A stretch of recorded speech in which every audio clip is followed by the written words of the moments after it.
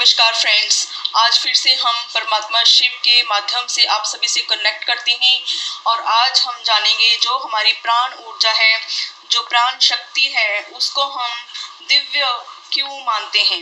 ये इसको दिव्य कहा गया है, डिवाइन कहा गया है।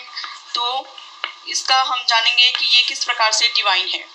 तो इसको दिव्य जो हमारे अंदर जो शक्ति है, हमारी जो ऊर्जा हमारे अंदर जो कार्य कर रही है, उसको हम डिवाइन या दिव्य भी कहते हैं। तो इसका हम कारण जानते हैं कि इसको डिवाइन और दिव्य क्यों कहा जाता है। क्योंकि अगर हम एनालॉजी में देखें तो हमारे अगर ब्रह्मांड का सूक्ष्म जो अपना स्ट्रक्चर है उसको देखते हैं तो हमारे पास 3 स्ट्रक्चर्स आ जाती हैं, जिसमें कि अगर हम देखें जो शेल्स में जो मटेरियल है या कुछ भी कोई भी चीज़ है तो उसमें सबसे पहले होता है न्यूट्रॉन। ठीक है, न्यूट्रॉन। उसके बाद है हमारे पास एक उसका जो पर्टिकुलर शेल होता है वो होता है प्रोटॉन। ठीक है, और साथ में एक जो इलेक्ट्रॉन है वो लगातार इस बिना मतलब कि वो स्पाइरल रेंज में घूमता ही रहता है। तो इसमें जो सबसे ज़्यादा तेज गति होती है वो इलेक्ट्रॉन की होती है, जो नेगेटिव ऊर्जा से चार्ज है, और जो पॉजिटिव होता है ये स्टेबल बना रहता है और ये एक स्थिर कांस्टेंट गति से ये चलता है।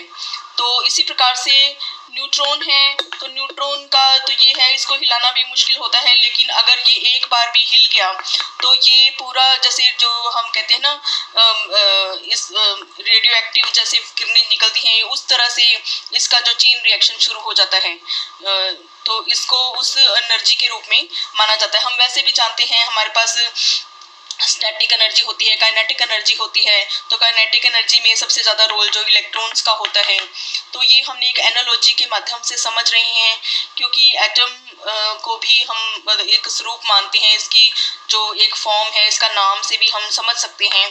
तो कि हमारी प्राण ऊर्जा के बारे में हम बात कर रहे हैं, तो हम कॉन्शियसनेस को देखिए कि जो हमारा एक जो पिछले जन्मों का पड़ा हुआ जो हमारे पास रिजर्वायर होता है, स्टोर होता है, वो हमारा होता है अनकॉन्शियस माइंड।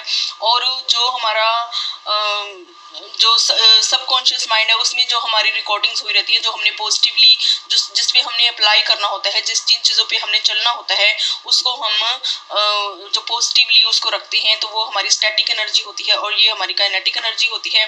तो ये सबकॉन्शियस माइंड की तरह से काम करता है, और जो बाकी है वो मतलब कि जो हमारे शेल्स हैं ये हमारी जो ऊर्जा को बताते हैं कि हमने इस जो सिचुएशंस आती हैं तो इस तरह से हम कार्य करते हैं। तो जो उसमें से भी हम 2 तरह के रिएक्शंस करते हैं, 2 तरह की थॉट्स लेकर चलते हैं।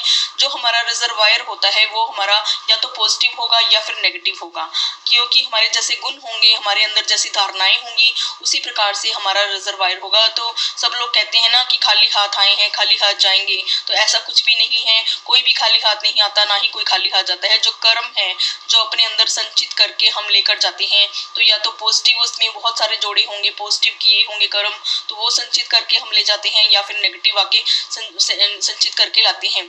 तो लेकिन ये है कि जो कुछ भी आपके अंदर, जो आपकी बैटरी के अंदर जमा है, तो वो ही उसको वो इंसान हमेशा रेडिएट करता ही रहेगा। तो उसके सामने वैसी ही सिचुएशन आती जाएंगी। तो अगर हम समझें कि हमारे पास एक रील है, रील का धागा है, जो हम वो उसमें बहुत कुछ पहले से ही भरा हुआ है, जो हमारे सामने आएगा हम उस तरह से रिएक्ट करते हैं, रिएक्शन देते हैं। चाहे अगर पॉजिटिव देना होगा तो पॉजिटिव देते हैं, नेगेटिव देना होगा तो नेगेटिव देते हैं।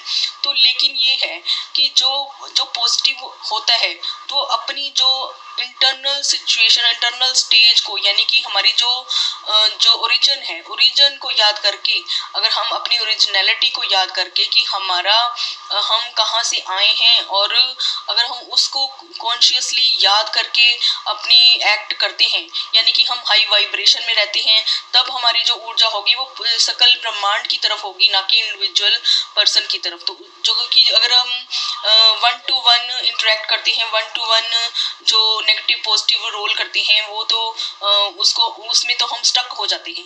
लेकिन जब हम जो हमारी वाइब्रेशंस है हायर लेवल पर चली जाती हैं तब हम उनमें स्टक नहीं होते हैं और हमारी ऊर्जा ऊपर को उठती है। मीन्स की हमारी जो प्राण शक्ति है हमेशा ऊपर ही रहती है। और क्योंकि हम अपने सोर्स, जो हमारा जो सोर्स है, हम परमपिता परमात्मा से जुड़े हुए हैं उन सोर्स से, क्योंकि हमारा फोकस किस तरफ है, अगर वो फोकस अंदर से हमारा उस तरफ है फोकस, तो हम जो हायर वाइब्रेशन में भी रहते हैं और उसमें हमें कोई बंधन नहीं मिलता है बांधने को, और ना ही हम किसी चीज़ में लिप्त होते हैं, ना स्टक होते हैं।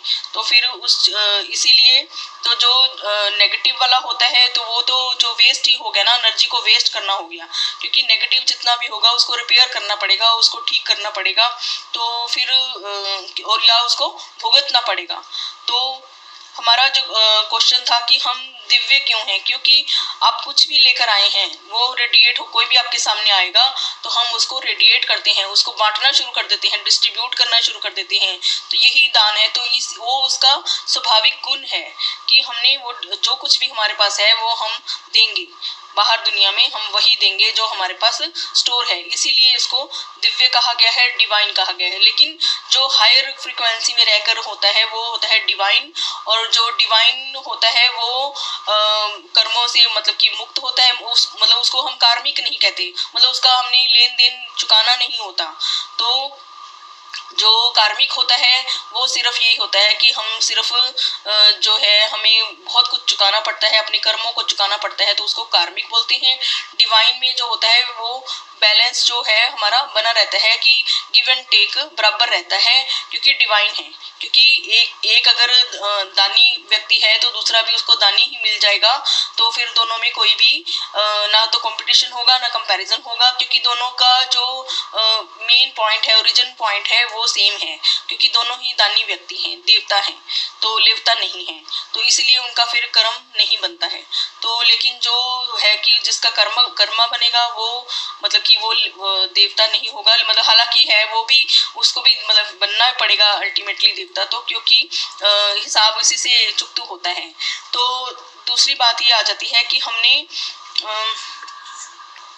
दूसरी बात ये आ जाती है, तो क्या अगर हम देवता के रूप में अपना रोल निभा रहे हैं तो फिर क्या हमको अपना जो अधिकार है वो नहीं लेना चाहिए, जो हमारा हक बनता है क्या उसको नहीं लेना चाहिए? तो बिल्कुल लेना चाहिए, क्योंकि जो अधिकार है, आपका हक है, तो उसको हमने क्या करना है कि क्योंकि हमारी जो सेल्फ रिस्पेक्ट है, सेल्फ जो रिस्पेक्ट है, क्योंकि जहाँ पर भी रिस्पेक्ट वर्ड आ जाएगा तो रिस्पेक्ट का अर्थ ही है कि जो हमारे अंदर जो दिव्य शक्ति, दिव्य ऊर्जा, जो परमात्मा की ऊर्जा का वास है, हम उसी को रिस्पेक्ट दे रहे हैं।